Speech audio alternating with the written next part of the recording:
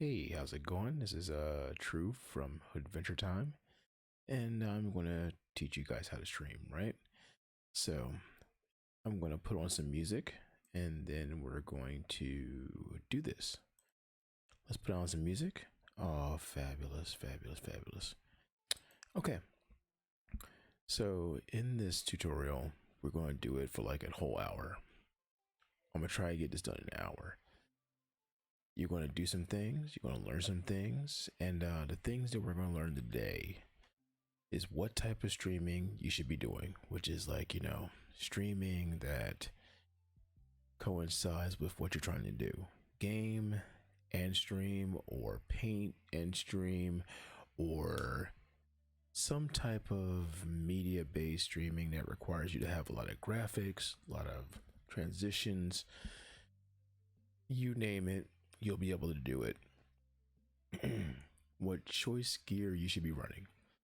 Choice gear can be the build, it could be the anything, but it's going to correspond to what you're trying to do. Why you should be running it? Because you want everything to run efficiently. The different types of cameras, pros and cons, we're going to go through all that so you can have the best cameras for the best job you're trying to do, as well as sound options, which is microphones, headphones, the whole nine. So without further ado, let's go to the next section, which is streaming mechanics. So first and foremost, when you're trying to do a build, you should know, as a media content creator, what type of, let's say, encoding you're trying to do. But now you're like, coding? What's encoding? I don't know what that is. What is that? What is encoding?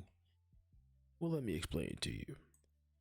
Encoding is basically what happens when you put something on your screen.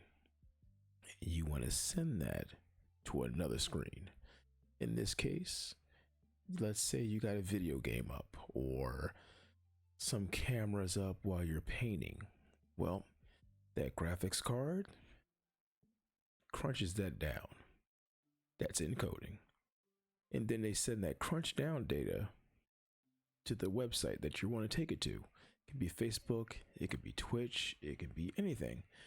If it's going from one place to the other, it's going to get squeezed down and then sent to that site so you can blow it back up. That's encoding. So, in a nutshell, encoding is your graphics processor bagging that up and sending it to the streaming site, which unpacks that and it makes it whatever size is good for them. Let's go ahead and get rid of this. And we have two types. We have X264 and we have NVENC. NVENC is what we're going to go for, but we're going to talk about X264. Let's talk about that. X264 is a software-based encoder that is heavily CPU reliant, meaning that when you go and play a game, let's say we're doing this again, we're playing the game, right? As you can see on the graphics, your screen is cranking out 90 frames per second. Most games only need 60.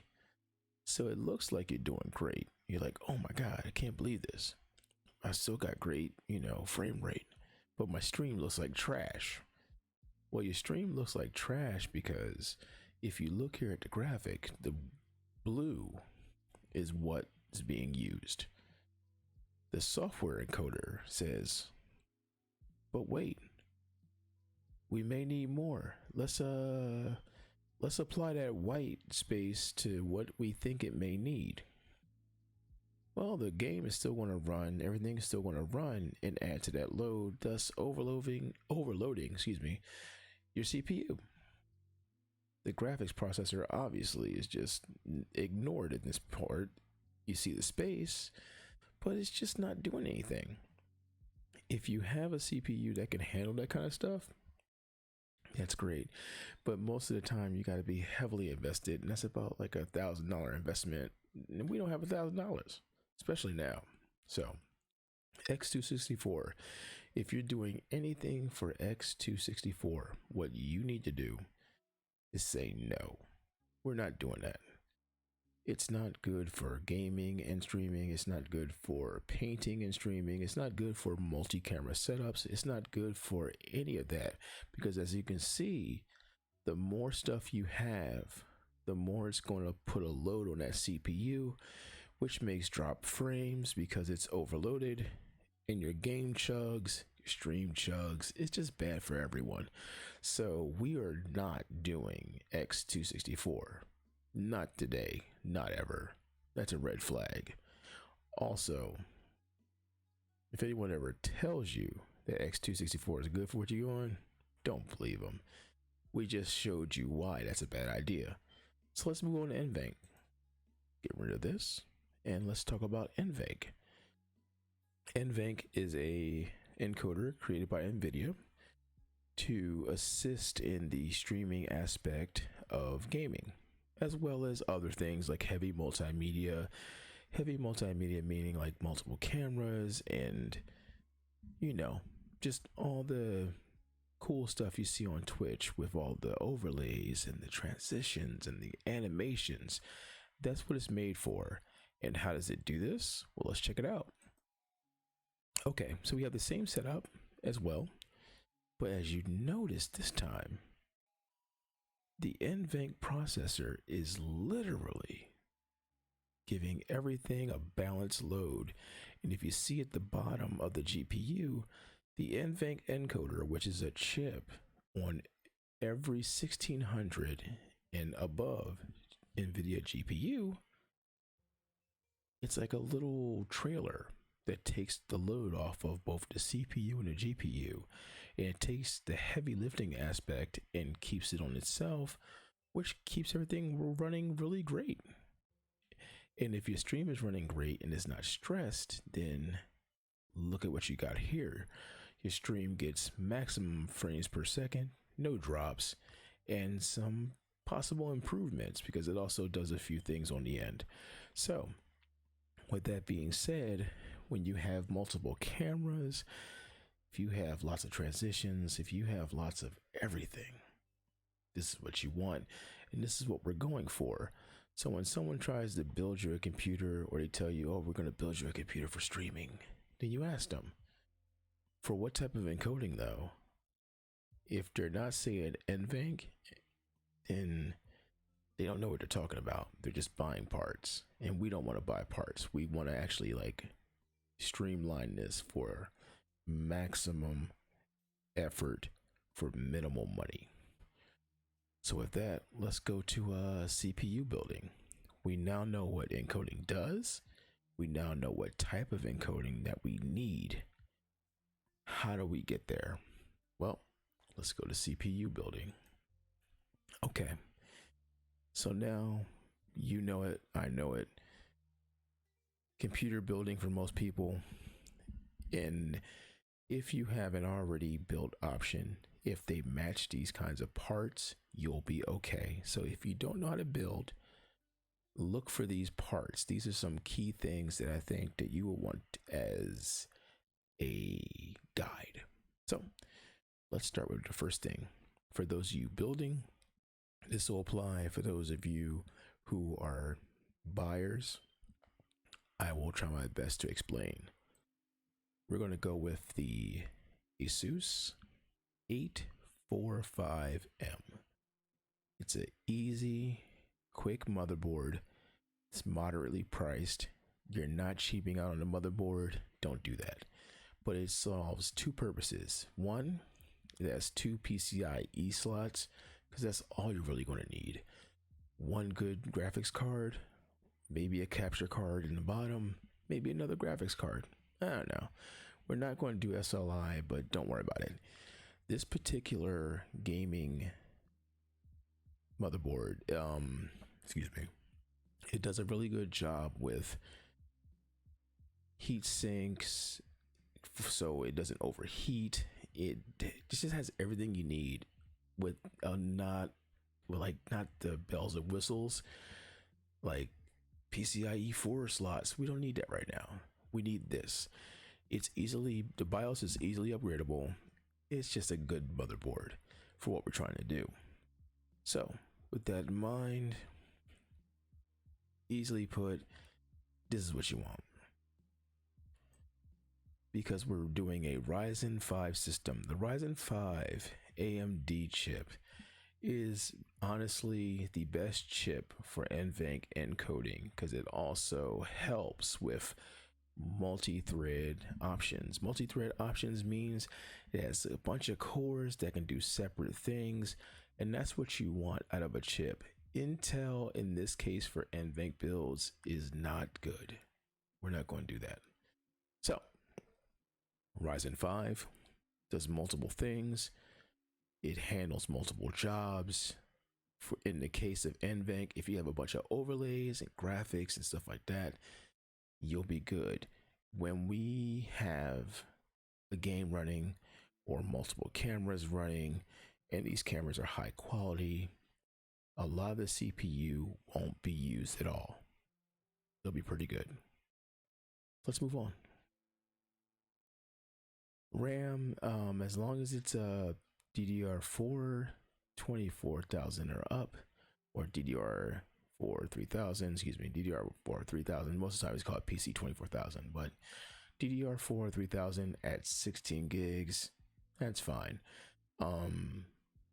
If you're doing video editing and you're doing multimedia, bump it up to 32, but don't spend a whole lot. Most of the efficient RAM chips are like super cheap. You can kind of skimp on this. The 500 gig SSD. 500 gig SSD is really good because one, it's a SSD and it's cheap. $80. It's a steal. It's 500 gigs.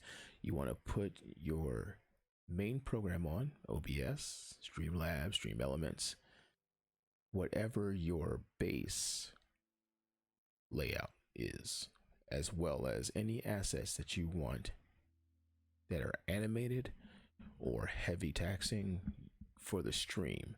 You want to put on this and just let it rock. Don't make this your main hard drive because you don't want this to be jammed up with nasty, malware and all this crap. You don't want that. What you do want is this just handle your main program, and then you buy like a 1 terabyte, 2 terabyte. It's really cheap, whatever you want. It's not that bad. Like you can have your assets meaning your other graphics on that drive, and then your SSD having your main layout. So that way everything runs super efficient. The reason why is because you already have that NVENC build going, so the CPU isn't being taxed that bad. Then on top of that, you got the SSD making sure all those graphics run super fast, super quick. They're loading great. They're loading fast. Your alerts are coming in, and it's keeping that load off those two chips, the GPU and the CPU, because everything is running so efficient. So if anything, it's like a speed booster for your stream, as well as cameras. When the cameras that you have are constantly picking up everything, you want that SSD to assist with that data and keep it going fast. So SSD, I think, is definitely efficient. You need that. Here we go. Okay. So if you are doing light gaming, even if you're doing moderate gaming, the GeForce 1600 series is absolutely fine. And that's the linchpin of the NVENC system. Every 1600 and above has the same NVENC chip with the Turek processor and all that good stuff. From this one, I think it's about $120 to $170, up to the GTX 2070s, which are like $550 to $700, have the same chip. If you are an artist and you are basically running cameras and if you're just running cameras, this is your guy. If you do moderate gaming to super like heavy gaming, and I'm saying heavy gaming as in like MMOs and stuff like that, you can still run the new stuff. The 1660 is still an efficient, wonderful card. Just buy this for efficiency purposes. Just buy this. That's the build. Keyboards up to you, mouse up to you, even the case is up to you. I didn't really suggest one because, well, it's personal taste. Power supply units, just get one good one that's 500 watts and you're good for this. The build's great. Now we have all the components for a CPU. Let's move on to cameras. Obviously, you need a camera to do your thing. You need a camera so people can see you. You need a camera for all that, right? Because, well, some people just want to be seen and they want to be just a star. So we have two options for you. We have webcams and actual cameras. Let's talk about webcams. So webcam pros, they're easy to use, they're cheap, they're plug and play. Honestly, you plug it in, your computer finds it, boom, you're a star. Easy peasy, everyone loves them because you can just plug them in and it's a done deal. But the cons are you're stuck in quality. That means that whatever that camera can do, as far as that camera can go, that's what you're dealing with. It's literally, that's what it is. You can't really change it. You can't really go in there and change the focal lens. You can't do nothing. So whatever you bought, if it only goes to 720 resolution, you're stuck in 720. That's just what it is. Limited focal range. That means that, just like we say, you're stuck in quality. As far as it can go, that's just what it is. And as it stands right now, most of the webcams are outdated. Your cell phone camera has better tech in it than the actual webcams. And webcam manufacturers know this. Like, your cell phone is better than your webcam. And that kind of sucks. But it is what it is. So let's move on to boom, boom, boom. Wait a minute. Boom. There we go. Actual cameras. Actual DSLR and DSLR mirrorless cameras. They, of course, provide amazing quality. They're cameras. They're actual cameras, and some people use them for actual movies and content creation and such, you know. They're cameras. You benefit from various focal lengths due to, well, you know, lenses. You can just pop one lens off. If you want to record yourself from across the room, well, you put on a zoom lens. If you want to just record yourself nice and beautiful 1 foot away, then you put on a 10mm lens. You have the focal lengths for whatever. You can pretty much, the world's your oyster with that. It can also work for stills. Like, let's say you want to cut some promo stuff. Cool. Promo stuff. Everyone loves promo stuff, right? So if you're a painter and you just got finished painting this amazing figure, well, as soon as you get finished streaming, you can take pictures with it. You can benefit from that camera when you're not streaming, and it becomes a multimedia quality piece that you can use at any time, which is awesome. And you also get better focal processing. Most of these DSLRs, they get cranked out every year with a new processor to make pictures look better and sharper and more amazing. So you get all this new technology, all this new processing in these cameras, which is great. But with every pro, you got a con, right? So those cons are, these cameras do get expensive. Even the ones that are used for streaming, we're going to go with, like, let's say the Sony a6400 still goes for about $6 something used.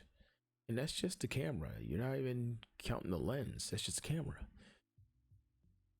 and you'll need about 200 bucks to get it working for your stream. That means that most of the DSLRs and digital DSLRs will need extra equipment to run on your computer. You also need to change out that battery for a plug, and the wall plugs normally run about $60 to $70. You can find Chinese knockoffs, but you run that risk. The second greatest thing you need to know is the lenses will sometimes cost more than the camera itself. If you've bought a camera for like, I don't know, $700, well, by next year it'll probably be like 200 bucks. But the stock lens it comes with will actually still be worth maybe $400 to $500. Always remember this with cameras, especially DSLRs and mirrorless DSLRs. The lens is the money. The camera bodies depreciate with value. The lenses stay the same or go up in value. And of course, the last part, and this is true for both sides, but more so for this, lighting will be paramount to maximize quality. If you want to look great and stay looking great, you want to be super sharp, your lighting has to be on point so your camera can correct it and keep it sharp and do what it needs to do to make you look your best, your absolute best. So with that, let's take a look at some cameras that I use. And I've bought them, I've had them, and these are all great choices. So let's start. Let me kill this here. Sorry about that. Boop. There we go. So we have this Logitech C920. This is the golden oldie of streaming. This camera is 9 years old. It's still being sold today. It averages between $60 and $90. I still don't know why it's 90. I don't get it. I bought mine for 60, but $60 to $90. Focal range of 90 degrees. It's just, if anyone's streaming, they have told you, you've heard of it. It's just the golden oldie. That's what I call it, the golden oldie, because it's just what it is. Grab two if you're a content creator. Grab two if you're a painter and you paint and you want close focal lengths. You want this. Hands down, you want this. There's nothing else I have to say. This is just the silver standard. So let's move on. The Logitech Brio. The Logitech Brio is the gold standard. If there was a silver, this is the gold. Averages between 130 and 150, 160. 110 degree focal length. 90 is their standard configuration. It just leaps and bounds better than most cameras. If you have good lighting, you will look spectacular. There is a drawback, the price, maybe.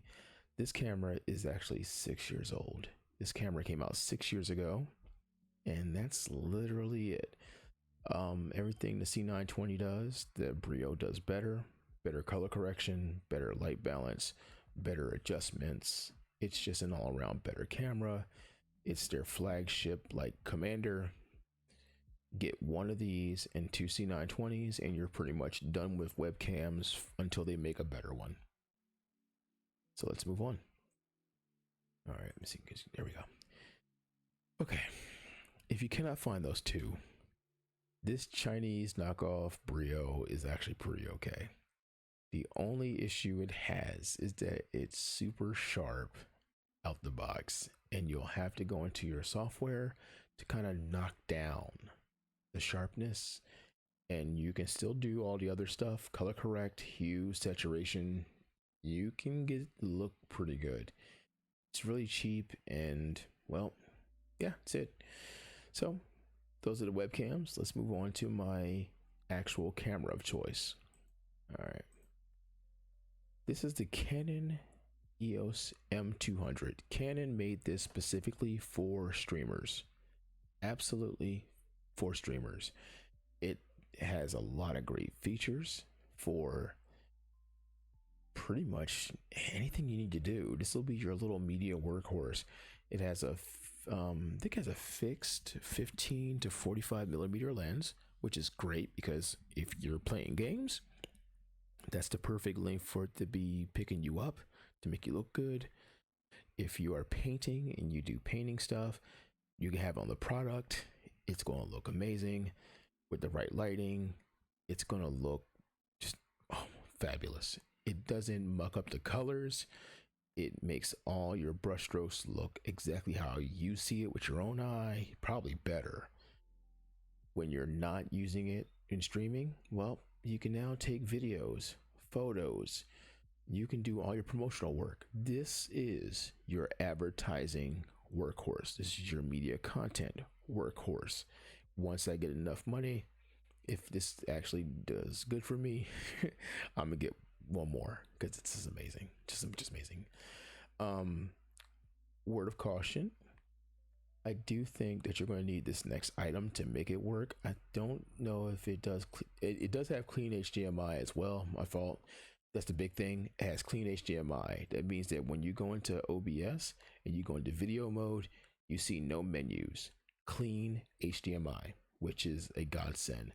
This is the streamer camera of choice. Canon has finally done it, and other companies will follow, but right now this is the only one I know that is specifically for streaming. They made it for that, and it's 5 stars out of 5. Let's move on to what will make this work, just to be sure. The Elgato Cam Link for $100 is what you use to make all these devices work. You need one for DSLR cameras. It doesn't work with a whole lot of them, so you're going to go to the website and see if it actually is compatible with it. The Elgato Cam Link website has a list of workable cameras. Take your pick, and you plug the HDMI into that, then the USB into the computer, and then that's pretty much it. It allows the camera's HDMI signal to be read, and then you're in business. So let's talk about the last thing: lights.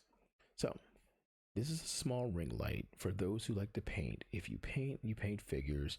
This particular light is amazing. It is I think it extends to about 2 feet. It's a ring light, but you want this ring light to illuminate your work area. And now you don't have to worry about using those giant lights to try to get in there, because now you have a light that has dimmable options that can definitely keep a good light on your painting piece so your camera isn't acting a fool. It's good stuff. Cool. So that's all the camera stuff. Let's move on to sound. Okay, so as you can hear me, I'm on my regular mic. For sound, I'm going to say this, and I'm going to say it once. You use whatever you like, but we're going to go through the pros and cons of this. Once again, sound and how you sound is completely up to you. Most of the mics here will work. Most of the mic options will work. OBS Streamlabs, OBS Stream Elements, XSplit, they all have ways to make you sound as good and as clear as me. So, with that being said, let's move on to sound officially. There are 2 types of ways you're going to get sound here: USB mics and XLR mics. USB mics are not bad. USB mics are pretty good. I'm using one now. It's not super expensive, and it's giving out exactly what I want to give out: crisp, good sound. So, USB microphones. They're easy, they're cheap. Almost every program, when you plug it in, will find one, and you can get the chatting ASAP. Pretty good. So, that sounds like great. Yeah, it's good. It is good. The cons aren't that bad, but they are cons. You're locked into the sound profile the same way you are a webcam. You really have nothing to do. Whatever the mic does, you can't adjust it. The mics are made as they're made. Some of them have like a volume dial, and that's all you can do. It sucks, but you gotta make do. Sometimes you need software to adjust them, which is number two, like a voice meter or an equalizer program. And sometimes it doesn't adjust it right, it just blasts it out and you sound bad. That's just what it is. Cheaply made ones are cheap, they break, and sometimes they're made to break, and you will get conned most of the time. But I've picked out a few that I think you might like. So those are the pros and cons of USB microphones. If you don't like that, then you can step it up to an XLR microphone. So let's check that out. Okay, so professional microphones are professional. They're studio microphones. They're made to make you sound amazing. And they always have great sound and clarity and large fields of pickup because they're professional microphones. They're made for this. They're made to make you sound the best you can ever sound. And they're durable because they're made of metal most of the time. Most mics are made of metal, so they're pretty durable. You can buy one and it would literally keep you good for years. I think I have a XLR mic I've had for 7 years already, and it sounds just as good as it did before I bought it. Probably sell good out of the box. But there's also cons to that. It did cost me a lot. Most of them are expensive, whereas your USB mic will probably cost you between 30 and 50 bucks starting.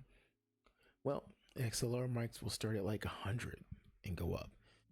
To get the maximum output for it, you might need a mixer, and mixers can be expensive, and they will require you when you combine one with the other, you might need some audio training to really maximize that. So there's a bit of a learning curve with it, but that's okay. We found some workarounds. So we're going to give you that quality without having you to break the bank or break your brain. Let's go down that road. All right, let me find them. Okay. So out of USB mics, this is what I found. I have 6 of these. 6. Because they're really that good. It's the Xing condenser microphone. The condenser microphone means that it has a front-facing mic, which means that you can only talk to it from the front, but you have a 180 field of view with that mic. So it picks up everything in front of it, literally everything in front of it. It's amazing. It's crisp. It's clear. This particular kit, it is an XLR microphone, but it comes with a converter. So it goes in XLR, it goes out regular headphone jack, so you can use it like a regular mic. And it also has a little converter to turn to USB, and you can also plug your headphones into it. For this amount of money, if you want to try out an XLR mic, that sounds great, but you don't want to pay out the wazoo, this is a good testing microphone so you can use starting out and see if you like it. And it's a low risk, high reward because you're going to sound great every time. This is not a bad mic. It surprised me. I got a few more and people have been loving it. It's been outperforming some of the bigger mics that I have. So Xing, that's what's up. This particular mic I'm using right now, I'm recording this particular video with this mic. The Fifine, whatever it's called, Fifine, I don't know. It's the studio condenser USB microphone. This guy is not bad. As you can hear, I am 6 inches away from the mic, and I'm talking normally, and it's picking me up really well. If you want to know the quality, well, you're listening to it now. It's not bad. It's like a cheap step up. If you really want to just do USB mics and this little guy, you can set it somewhere and do your painting or your talking and you'll come in just fine. Comes with a pop filter, USB connector. You're good to go, and you get an arm out the box, and it's super light. Like right now, I'm holding mine. It's really good. 4 stars out of 5. I love it. So this next one, legitimately, it comes in XLR or USB. So let's take a look. It's the Audio Technica AT2020. This bad boy is a classic. Everyone loves it. It's just a fun microphone. It's a beautiful microphone. You get studio quality sound, whether you do USB or if you do XLR. It's great. Love it. Starts at $100, but mine has been kicking good for over 5 years. It's all metal, and it's just an amazing sound. It's studio quality without studio prices. If you want to step up your game or start with this one, if you want to start with this mic, this will probably be your mic for a long time. It has a high pickup range, beautiful sound. The newer ones have like compressor dials and gain dials. It's really good. So that's what I would do. So if you bought an XLR mic, but you don't want to deal with a mixer, I now present to you the best thing I've ever seen. Someone showed it to me. I absolutely loved it. The Magic Stick. The Pile Microphone XLR USB signal adapter. You plug this bad boy in, you have a USB mic now. It turns whatever into a USB mic. Amazing. For $40, it has a compressor dial and a gain dial. That's all you need. It will turn your mic, and it doesn't fail in quality, doesn't rip the quality. It just literally turns the XLR signal to a USB signal. And now, for those who have a cluttery desk, you don't have to slam down a giant like mixer. You're good to go. It's awesome. If you buy any XLR mic, buy the Sky with it. You won't be sorry. If you're part of that headset life, Steel Series wired headsets, the Arctis One is the best one I've seen. It's super tough. The wires don't, when you yank, it doesn't tear off. It's heavy duty everything. I love it. I love it. I love it. Once again, I'm quick on sound because it's literally your preference. As long as you sound good, it's a good choice, because most of the time when you're talking, all you want to do is actually be heard. As long as your voice is crisp, as long as your voice is good to go, you don't hear no none of that crap, you in there. So all of these are just suggestions to get you going. Whatever your preference is, if you're that microphone guy, if you're a headset guy, this is the best wired one I've seen. This is the best unwired, and it's still Steel Series. The mic slides in and out so it doesn't get roughed up. Comfortable. The breathable fabric. Oh, it's just a good headset. It's weighty. It feels professional without it being professional. It's pretty awesome. So that's the sound options I have. I'm really fast with it because it's really not that bad. Just pick the sound you want. You'll sound awesome. So going back to this here, let me see. Hold on, my bad. There we go. So we learned all this stuff today. It's great. It's awesome.